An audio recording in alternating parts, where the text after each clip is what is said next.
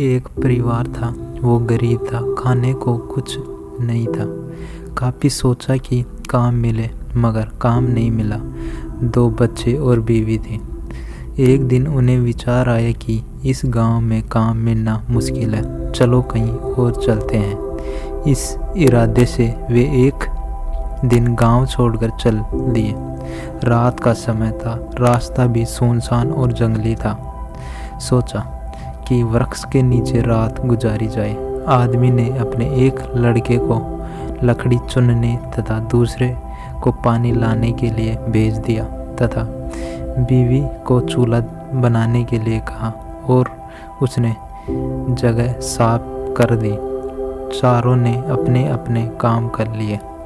चूल्हा जलाया गया, पानी गर्म होने लगा। वृक्ष के ऊपर हंस रहता था। वो सोचने लगा, यह कैसा मूर्ख है, इन्होंने चूल्हा तो जला लिया मगर इनके पास पकाने को तो ही नहीं कुछ भी।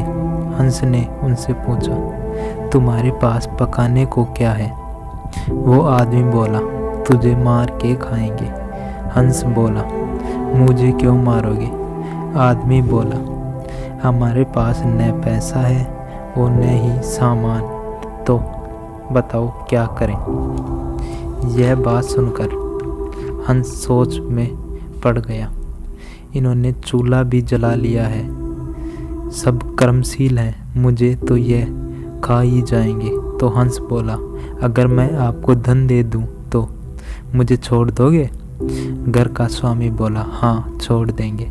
हंस कहने लगा, मेरे साथ चलो, मैं तुम्हें धन देता हूँ। हंस उन सभी को थोड़ी दूर ले गया और चोंच से इशारा किया और कहा कि यहाँ से निकाल लो।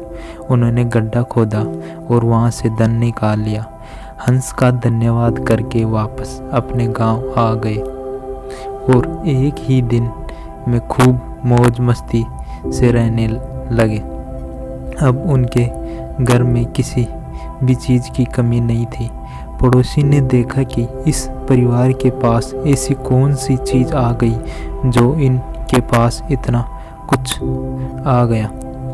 उसने छोटे लड़के को बुलाकर सारी बात पूछ ली कि पैसा कहाँ से आया है। पड़ोसी के भी 2 बच्चे थे। उन्होंने भी ऐसी योजना बनाई और चल दिए। उन्होंने भी उसी वृक्ष के नीचे डेरा लगा लिया। आदमी ने अपने बड़े लड़के को कहा, लकड़ी लाओ, तथा छोटे लड़के को पानी लाने के लिए कहा, परंतु दोनों आनाकानी करने लगे। बीवी ने भी कहा कि मैं थक चुकी हूँ। जैसे तैसे पानी व लकड़ी इकट्ठी हो गई और पानी गर्म होने लगा। हंस फिर आया और बोला, तुम्हारे पास खाने को तो नहीं है, तो फिर पानी क्यों गर्म कर रहे हो? आदमी बोला, तुझे मार कर खाएंगे। हंस मुस्कुरा उठा और बोला, मारने वाले तो 3 दिन पहले आए थे। तुम अपना समय खराब मत करो, घर जाओ। तुम मुझे क्या मारोगे? तुम तो आपस में ही लड़ रहे हो। जिनको दूसरे को जीतना होता है वे खुद नहीं लड़ते। इस कहानी से हमें यह शिक्षा मिलती है कि संसार का नियम भी ऐसा ही है।